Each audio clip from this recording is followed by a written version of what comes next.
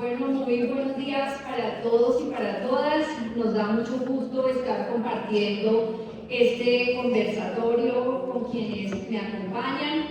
En primera instancia, permítame darle un especial agradecimiento por esta iniciativa de este punto de encuentro del Metro de Medellín y de la Universidad UPB. Realmente, no solamente para el sector, sino también para la industria específica, estos espacios sí que los necesitamos.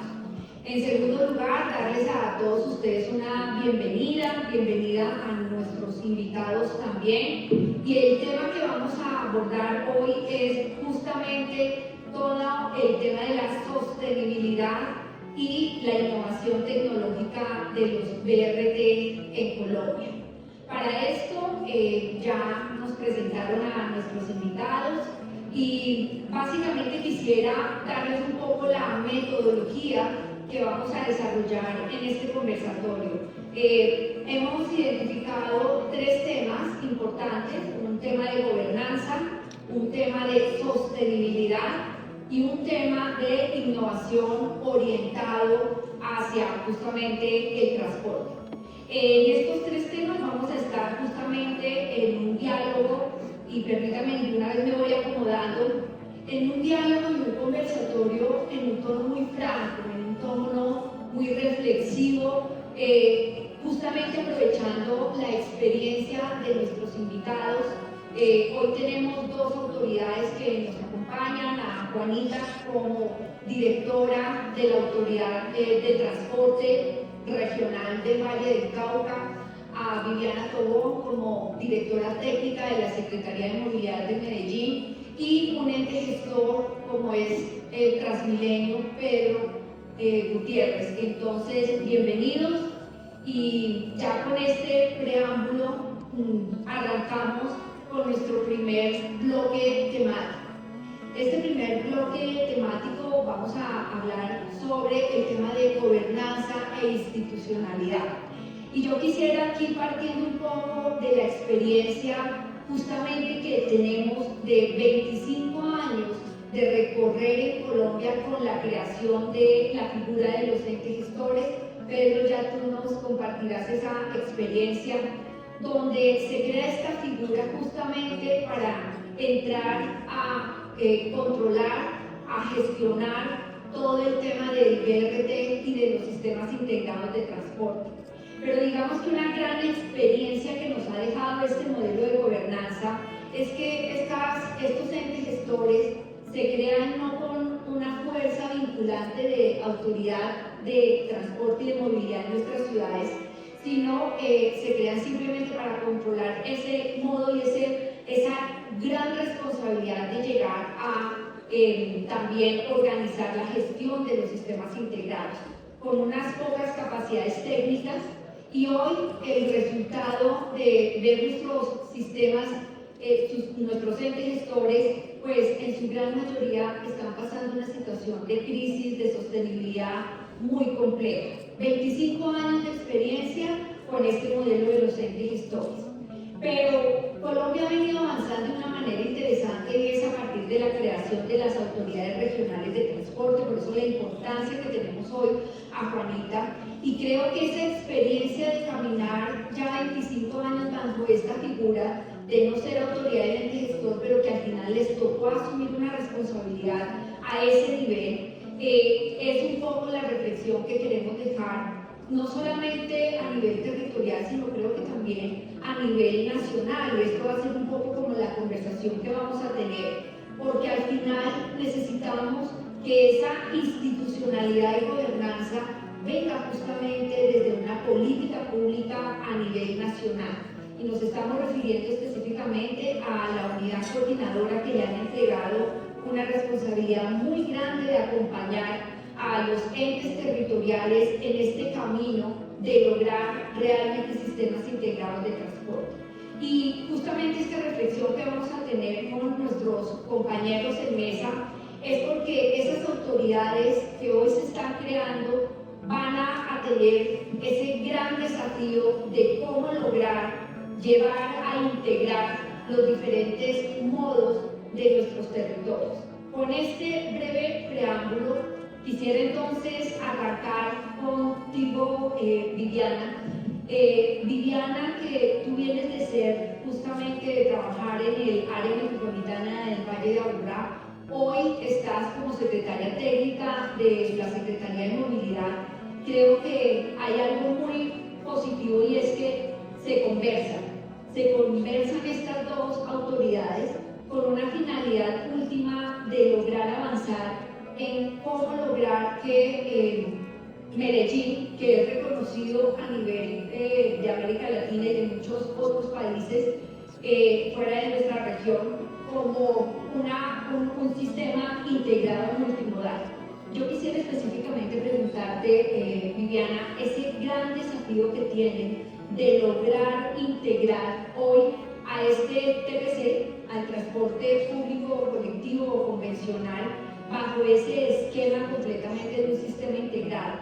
¿Cómo hacer para que también a este sistema le lleguen esa política de cofinanciación, esa política que cuando se crean justamente los entes gestores se establece el modelo 70-30 para poder financiar la implementación de nuestros sistemas?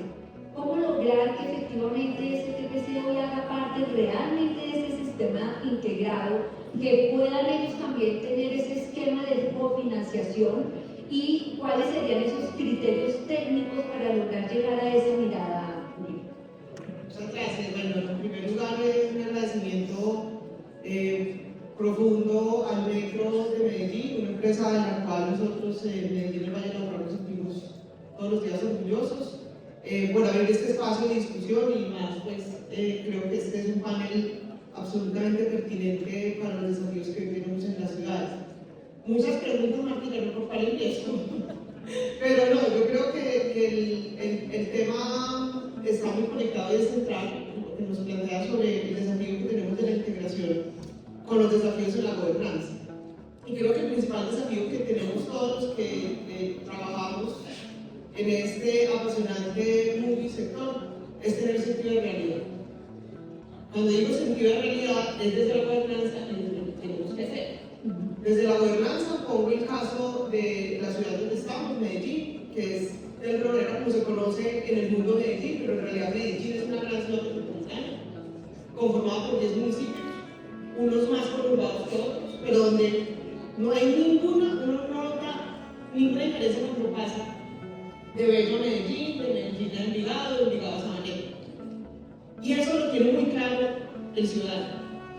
Y él lo identifica cuando salió de la jurisdicción de Itatí y cuando entró a la jurisdicción de Envigado.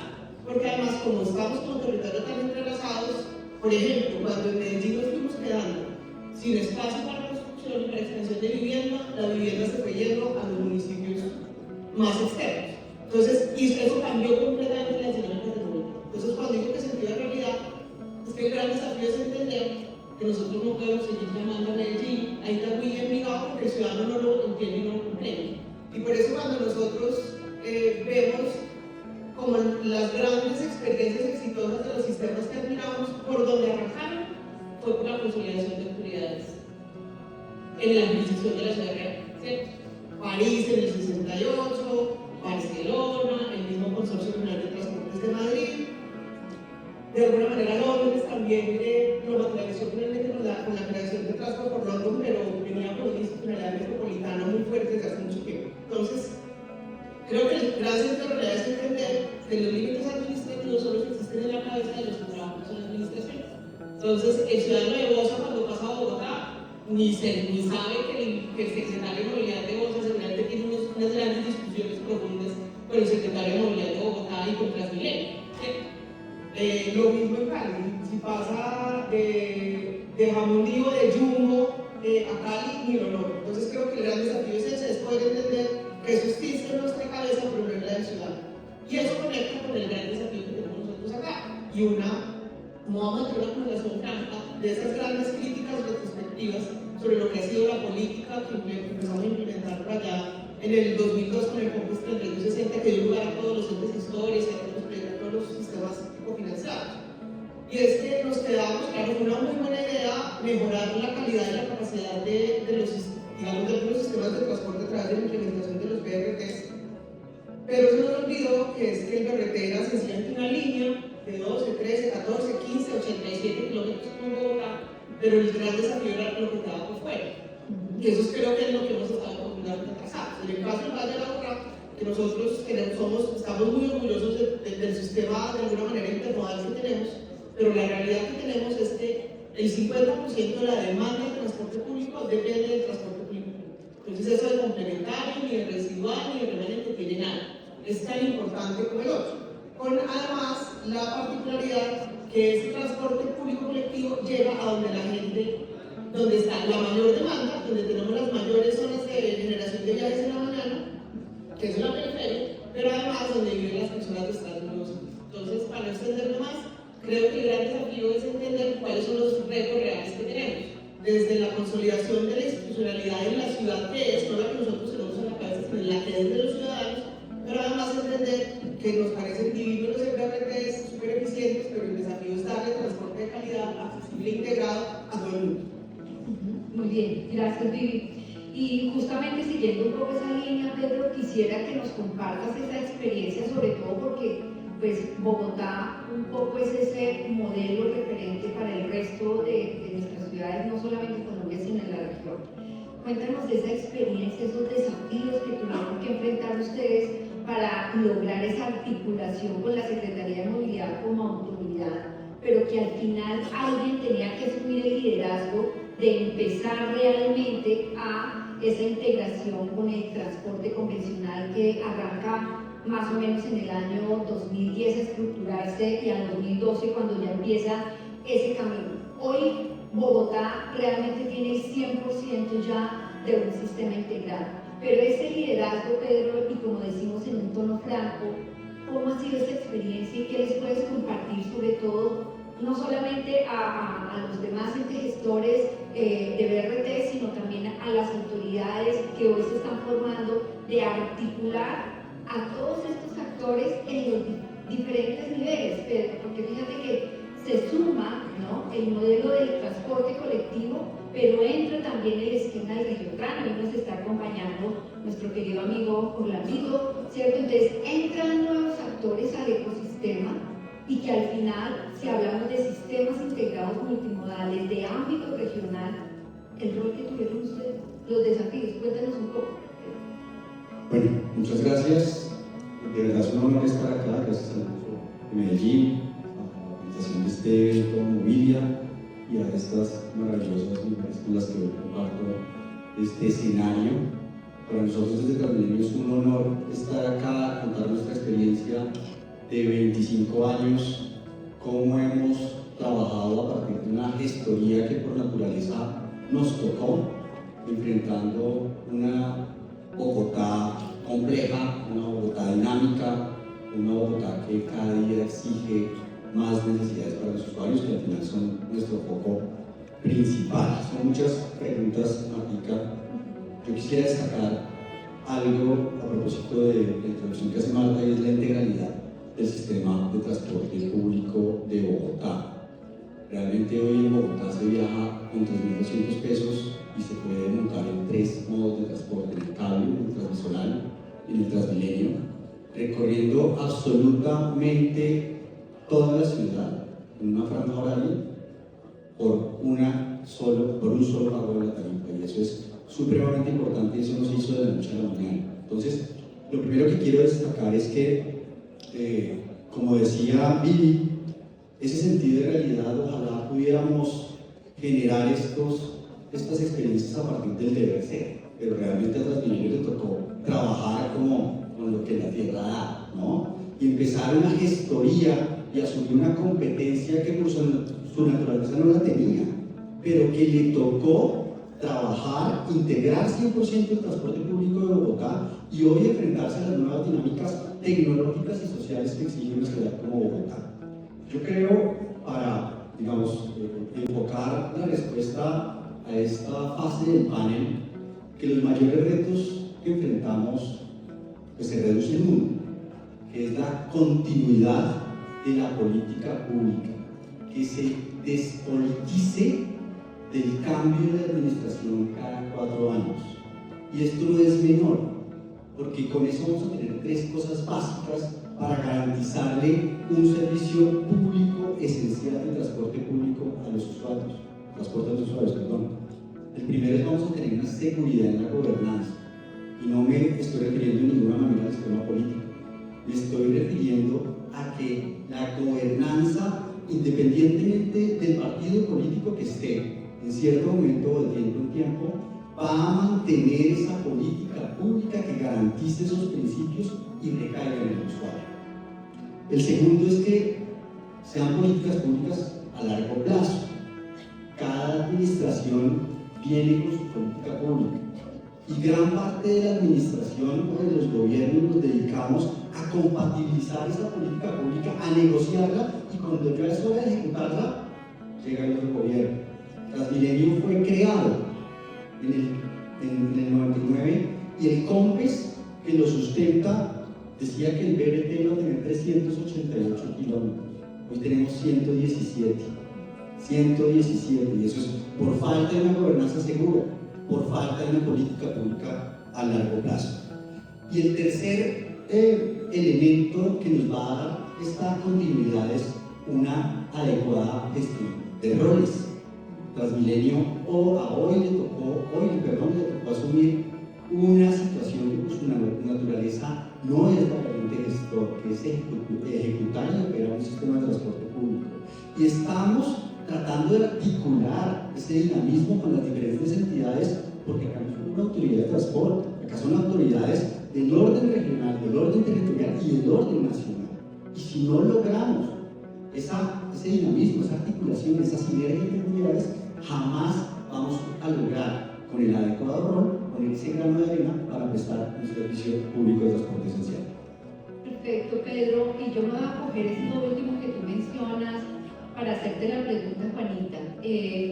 Con la figura de las autoridades regionales de transporte que están realmente recién creadas y estamos pensando en esos grandes desafíos que tienen por encarar.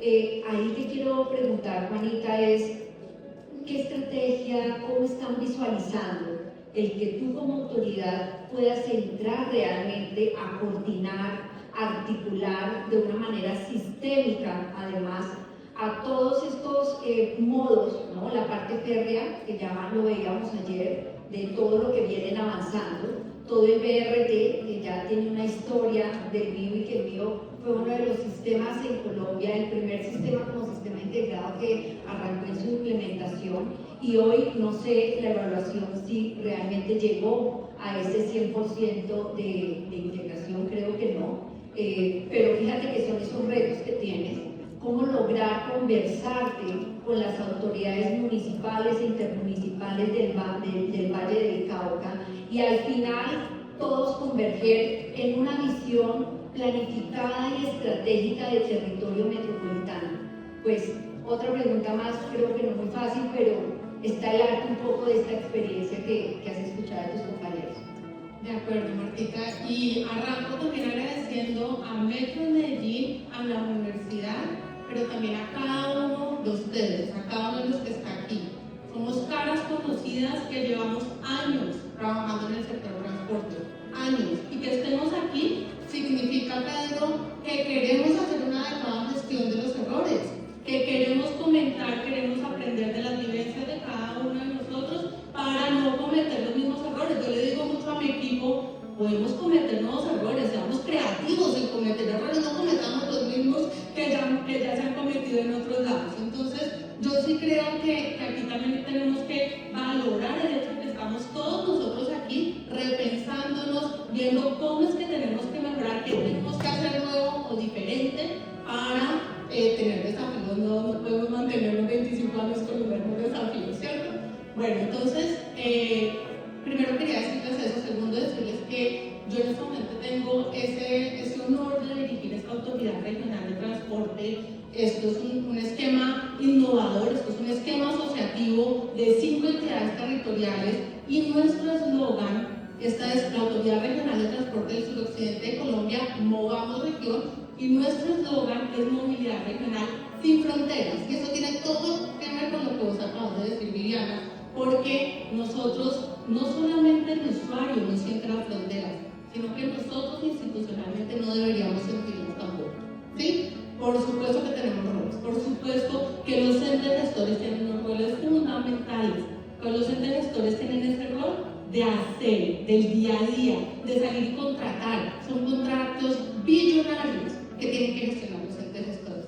¿A qué horas tiene tiempo el gerente de un ente gestor de estar pensando en el largo plazo, de estar pensando en la planeación del territorio, de estar articulando a todas esas entidades, en nuestro caso regionales, nosotros tenemos a Cali, a Jumbo, Cahuila, Jamundí, de estar articulando a todos estos, pero también lo vemos a nivel local, Martica, también una autoridad regional a nivel local, que son las secretarías de movilidad, pues tiene ese rol de poder estar articulando con las secretarías de planeación, la organización del territorio. La organización del territorio tiene todo que ver con la planeación del transporte, ya que hablamos y llevamos años hablando del ordenamiento territorial, del desarrollo orientado al transporte, pero no lo estamos haciendo desde antes de poner en funcionamiento nuestros sistemas de transporte. Entonces nosotros, ¿qué reto, Martica, tenemos acá para poder hacer ese rol de autoridad?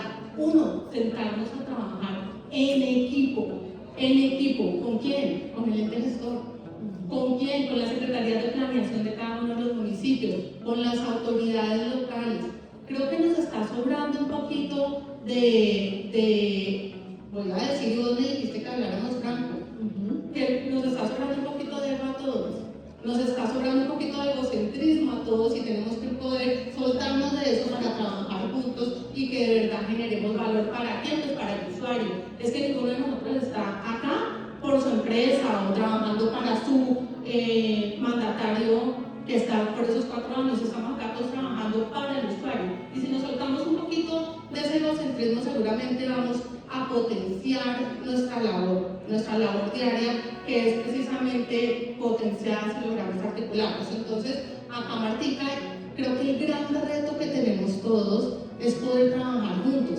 La autoridad del transporte con la visión estratégica de largo plazo, con la planeación del transporte, con la visión del desarrollo orientado al transporte, con la captura de valor del suelo, que ahorita vamos a comentar un poco más de eso, y los entes gestores con ese día a día tan pesado, pero que además no tengan una autoridad cognitiva o una autoridad que es un peso más para ellos, sino por el contrario, la autoridad está aliada del ente gestor y el ente gestor es aliado de la autoridad. Si lo vemos así, ahí sí creo que generamos valor en estos procesos y me encanta tener esta discusión de gobernanza, y lo hablábamos ahorita cuando comentábamos antes del panel, porque es que resulta que el tema institucional, si no tenemos unas instituciones y una gobernanza sólida, pues al final vamos a tener que hacer reprocesos, vamos a tener que sufrir un poquito más para lograr las cosas, tomarnos más tiempo, gastarnos más plata, tenemos que hacer un poco de cosas adicionales que si lo hiciéramos con una articulación mucho más clara, que además creo que el gobierno nacional, al pensar en las autoridades están que hace rato, las autoridades, ¿cuál es la figura? No, en las regionales, pero las autoridades están hace rato. Lo que no ha pasado es que no nos hemos empoderado en el rol de esas autoridades. ¿Por qué? Pues porque el gobierno nacional dijo que necesitamos unos entes gestores para tener los sistemas de transporte masivo, y eso está muy bien, pero eso no quiere decir que solo necesitamos un ente gestor para los sistemas de transporte masivo.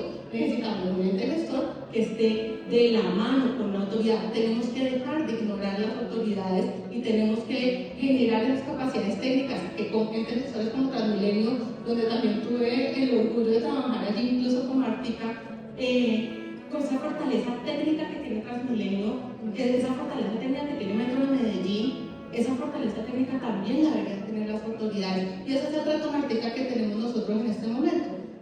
Poder hacer ese trabajo conjunto, poder hacer esa articulación, pero también darle a la autoridad la capacidad que tiene que tener para poder hablar también con fuerza y también poder ayudar a la inteligencia a que las cosas pasen bien. Súper, muy bien, Juanita. Yo creo que pasando ese análisis, si hablamos, uno de los componentes de nuestra charla es la sostenibilidad de los sistemas del BRT, que realmente yo no quisiera hablar del BRT, o sea, la política pública, el objetivo final que tenemos todos los que estamos acá presentes es poder dotar a una ciudad de sistemas integrados multimodales. Entonces, ese al final es el quehacer y dónde tenemos al usuario, a nuestro cliente, en el centro de toda la gestión. Y ahí me abre la oportunidad para arrancar, y quisiera en esta segunda etapa, Pedro, arrancar con ustedes.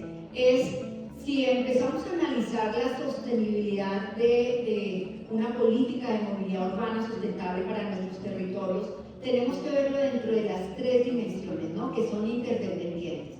Desde lo social, llevando justamente ese reconocimiento de la movilidad como un derecho humano, el reconocimiento del transporte público como un servicio público esencial. Y esto no quiere decir otra cosa más importante, que todo tiene que girar alrededor de nuestro cliente, ¿cierto?, de nuestro ciudadano, de fidelizarlo. Y creo que hoy el reto que tenemos no es seguir viendo rodar modos o vehículos en las ciudades, es cómo realmente hacemos que la gente llegue a utilizar el transporte público. Entonces, en esa experiencia, Pedro, cuéntame esos grandes desafíos de lograr en medio de crisis, porque pues hay que decirlo, ustedes como gestores en Colombia tienen, y los admiramos y siempre lo reconozco, es cómo logran hacer una gestión en medio de la crisis, de buscar la sostenibilidad financiera del sistema, de querer traer en temas ambientales todo ese camino a la baja movilidad en carbono, ¿cierto?, trayendo nuevas tecnologías. Transmilenio es líder junto con Chile en todo este tema de electromovilidad. No voy a decir quiénes son y quiénes no, son líderes en el tema de electromovilidad. Y un tema muy importante, el social. ¿Cuál ha sido ese equilibrio que ustedes están hoy teniendo en esos tres componentes, Pedro? A mí personalmente esto es lo que me mueve a estar acá. Y no me voy a referir a la sostenibilidad financiera y a fondos de estabilización tarifaria y a las diferencias. Realmente esto es una montaña rusa, es hacer más con menos, porque los recursos acá son finitos, máxime cuando de pronto la política pública del gobierno nacional no permite la inyección de recursos que están en plan de desarrollo para empujar sistemas de transporte masivo. Pero tampoco me voy a referir a eso, me voy a referir al cambio social que genera Transmilenio. Lo primero es fuentes gestores como Transmilenio y autoridades de tránsito que pujan por prestar servicios de transporte público en condiciones de calidad, eficiencia y seguridad.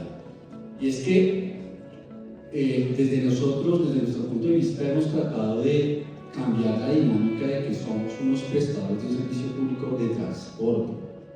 Y realmente, cuando nosotros estuvimos haciendo la ambición y el propósito de esta entidad, de esta administración, quisimos ser los referentes como la principal opción, la opción preferida de los usuarios para transportarse de un lugar a otro, para transportar sus sueños. Y quisimos trabajar y tomar absolutamente todas las decisiones con un pilar fundamental, y es el usuario. Es tratar de humanizar el transporte público y esta actividad. Y eso es en lo personal lo que me mueve y lo que mueve a este equipo de trabajo, porque el usuario es el cliente final de nuestro servicio. Y si no lo vemos así, yo no saco nada en traer 300 buses articulados y articulados eléctricos.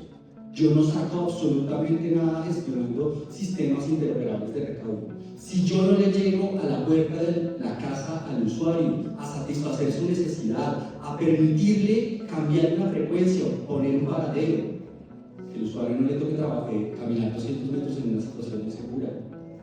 Si yo no soy capaz de permitir que esos 20 minutos que el usuario va a estar en el tráfico los ahorre en el sistema de transporte público para estar con su familia, acá no hacemos nada. Entonces, yo creo, más allá de hablar de la sostenibilidad ambiental y el impacto y los 42% de flotas aéreas bajas emisiones que tiene Transmilenio, de los 11.000 buses, de la situación del PET, yo quiero dejar acá dos mensajes. El primero es que tenemos que entender que este es un servicio público esencial y como esencial debe ser subsidiado.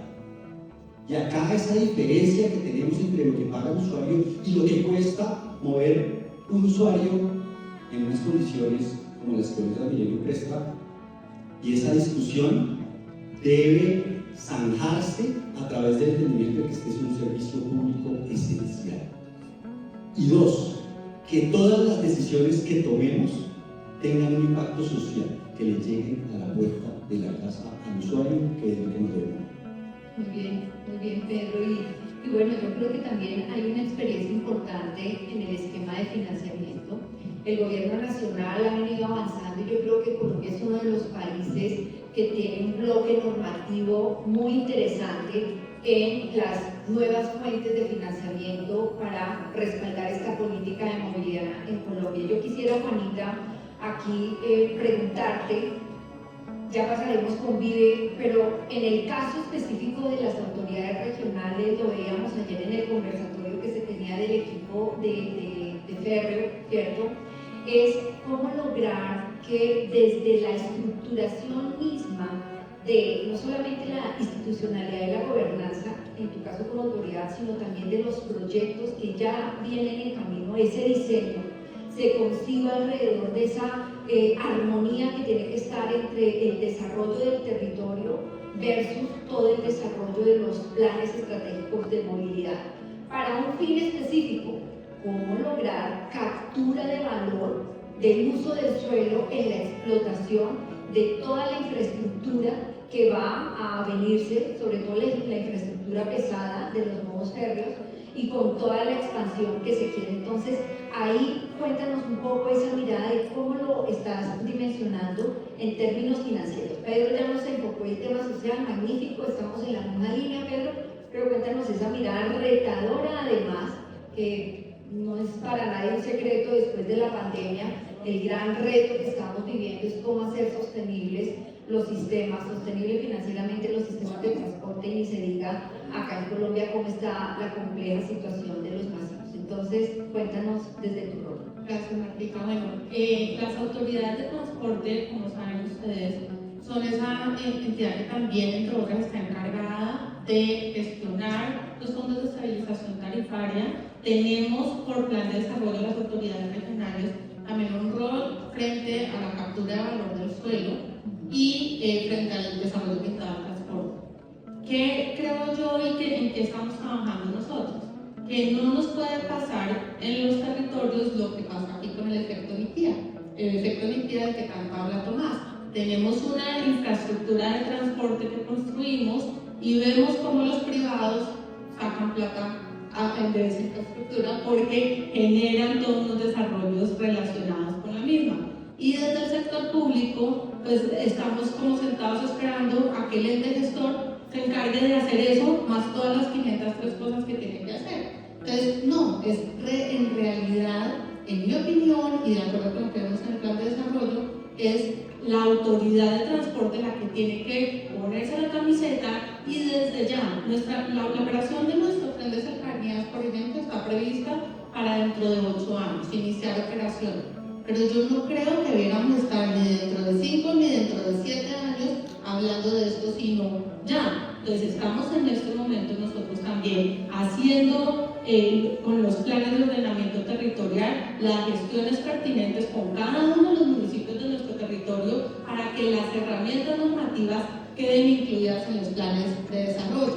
¿Qué estamos haciendo también? Empezando a identificar potenciales. Estos proyectos no salen de la noche a la mañana. Y más allá de que los necesitemos o no para cubrir los costos del OPEX, porque puede ser que haya proyectos que no lo necesiten, yo soy bastante escéptica en ese sentido. Yo estoy completamente de acuerdo con vos, Pedro, en que tenemos que entender de una vez por todas que absolutamente todo lo vamos a tener que subsidiar. Pero más allá de entrar en esa discusión, que no es el asunto, es ¿por qué vamos a dejar pasar un potencial de coger recursos para el sector público?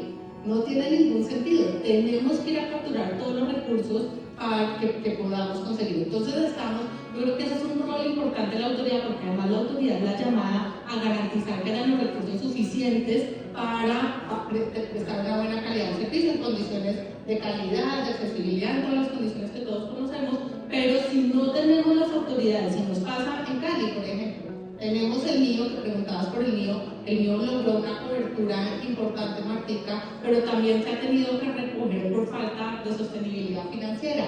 Y no tuvimos una autoridad, y aquí no le estoy echando pullas ni culpas a nadie, simplemente es lo que pasó.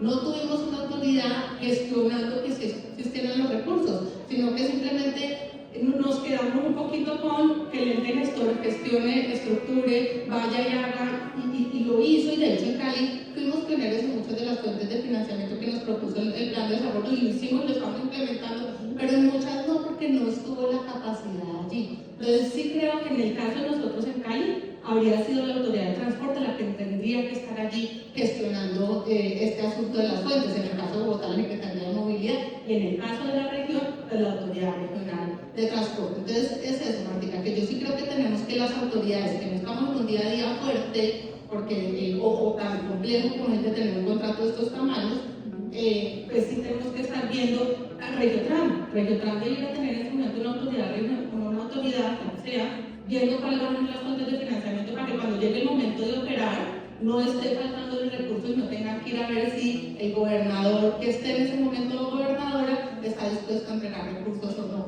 Tenemos que ser conscientes de que tenemos que generar la sostenibilidad desde ahora de esos proyectos que van a estar en el futuro. Y yo sí creo que es un llamado a todos los que estamos acá de no, ya vivimos con los masivos esto, que lo repitamos nuevamente. Y yo creo, Juanita, cerrando, digamos, esta parte que tú mencionas, viendo un poco el hilo conductor de este congreso justamente, ¿no? De cómo estos sistemas integrados de buses, cables, la bicicleta, es decir, la multimodalidad, cómo logramos generar una fuente de financiamiento cierta que a esta política de lo que Colombia le está apostando con un gran liderazgo en la región, de expandir el banco férreo que tiene Colombia tan importante, que son más de 3.400 kilómetros que tiene Colombia de este banco férreo, ¿cierto? Es cómo generar esas fuentes. Y yo creo que ahí las alianzas público-privadas, Colombia tiene una ley muy fuerte de APP, genera también los instrumentos, ¿cierto? Los fondos de estabilización, los fondos que se han venido creando. Entonces, creo que el gran desafío que tenemos es cómo alineamos para hacer. Y yo creo que el decenio del 2030 sí que es cierto que nos va a poner en una rendición de cuenta importante a todas las ciudades. Entonces, me parqueo ahí para seguir contigo, Vivi, en un tema que ya pasamos por lo social, ya pasamos por lo financiero. Yo quisiera un poco el tema ambiental contigo, Vivi, y es el gran desafío que la Secretaría de Movilidad de Medellín se ha puesto de electromovilidad en todo el componente de buses también para la ciudad.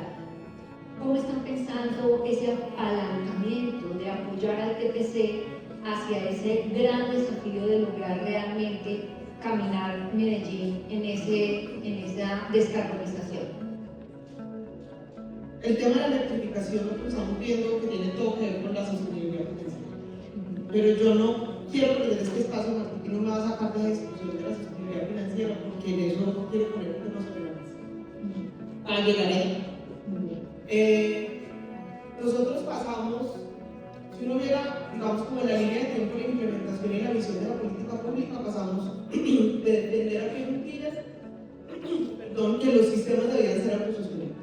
Y eso lo dijimos en el 2002, y implementamos todos los sistemas, y cuando nos dimos cuenta que eso no fue así, dijimos, no, todo requiere subsidio. Y en esa línea de tiempo nos ha faltado una reflexión profunda de qué causó la insostenibilidad. Y eso es lo que tenemos nosotros que aprender de los chilenos. Que los chilenos, cuando al segundo año de estar perdiendo, de darse cuenta que el Plan Santiago no funcionó, dijeron, venga, vamos a revisar contratos, vamos a revisar formas de remuneración, ¿qué tenemos que hacer para ver si efectivamente la insostenibilidad es natural y esencial del sistema integrado o hay grietas? Entonces yo creo que en esa reflexión nosotros nos resignamos a que sistemas de RT sin integración tengan que necesitar subsidios. Y creo que nos ha faltado una visión un poco más, digamos, como si fuéramos empresarios, porque es muy posible, y de eso estoy completamente segura, que hemos tenido errores de base en la estructuración que han llevado a eso. Y esa reflexión no la hemos hecho. Entonces, ¿cuándo le costó a Transmilenio el problema de las dos tarjetas? ¿Cuándo aportó el problema de las dos tarjetas y la dificultad que tuvo en su momento Recaudo Bogotá de generar una capilaridad de puntos de recarga en términos de basura.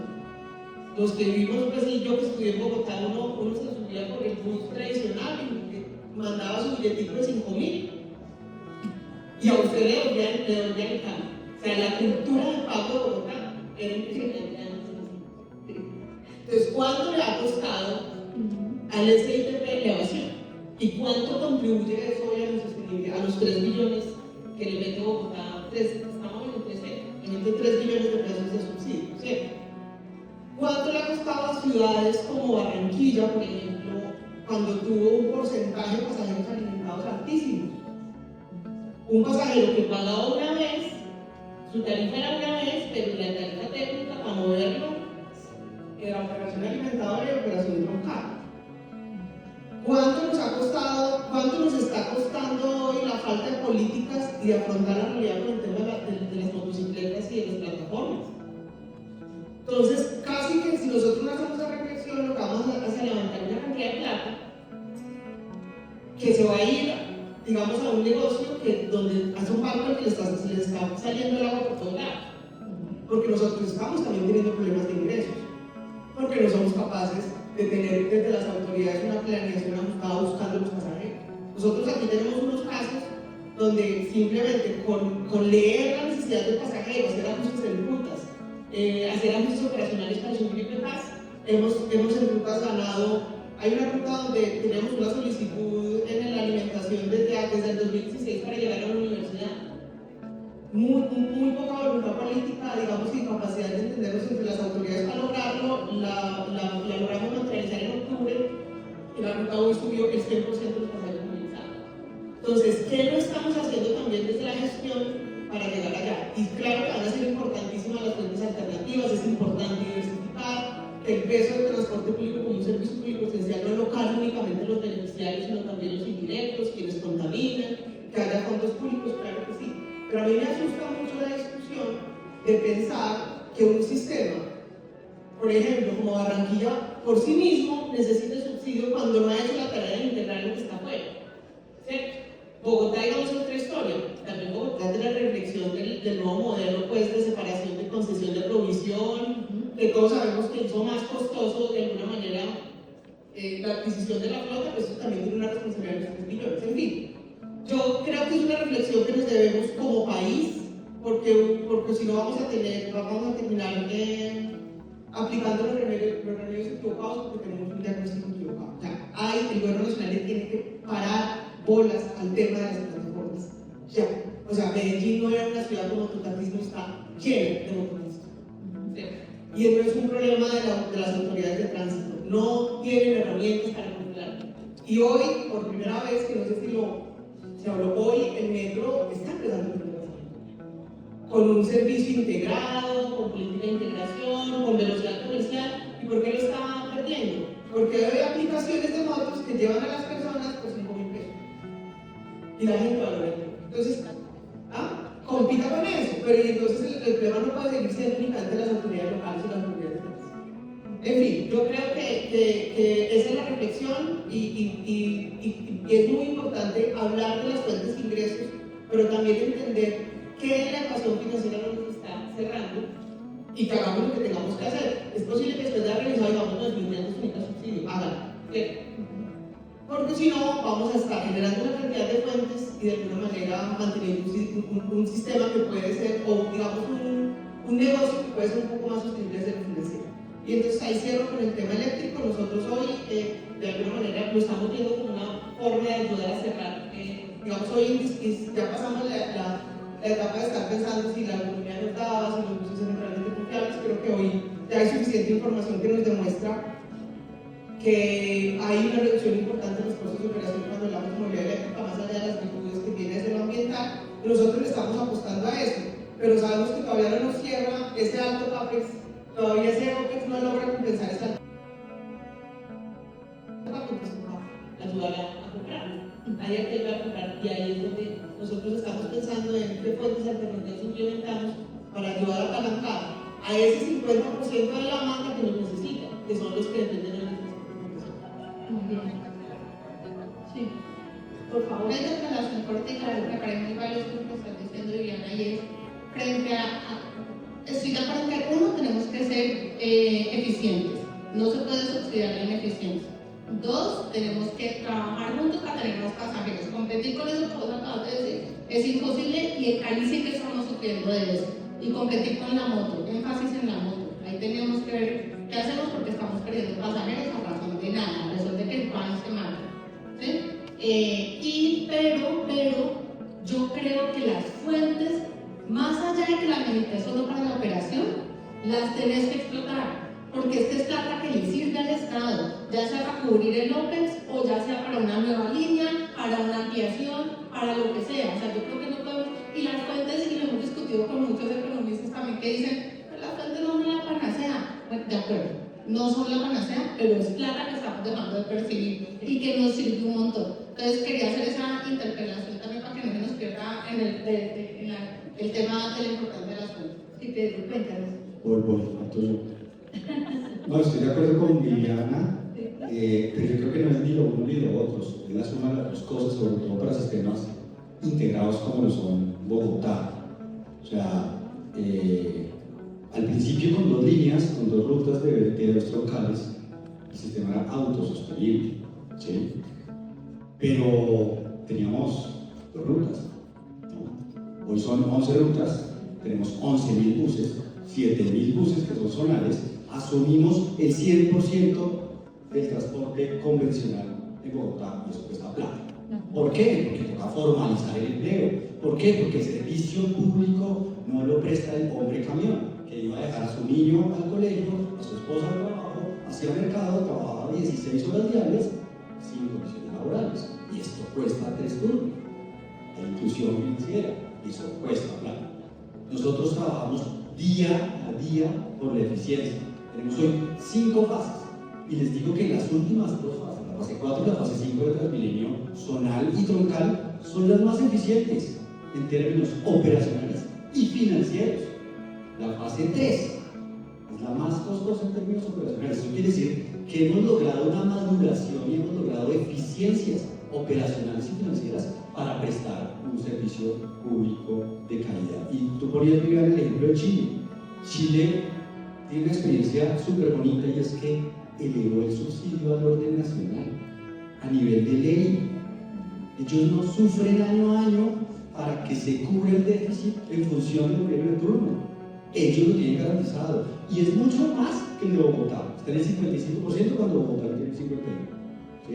Entonces, creo que es una cosa y la otra. Sin duda, yo no voy a subsidiar un sistema que es ineficiente y no tiene ese nivel de madurez para tratar de atraer, hacer absolutamente todo y prestar un servicio público. Pero como servicio público esencial, creo que sí es necesario que se le inyecten recursos precisamente para lograr estos cambios sociales.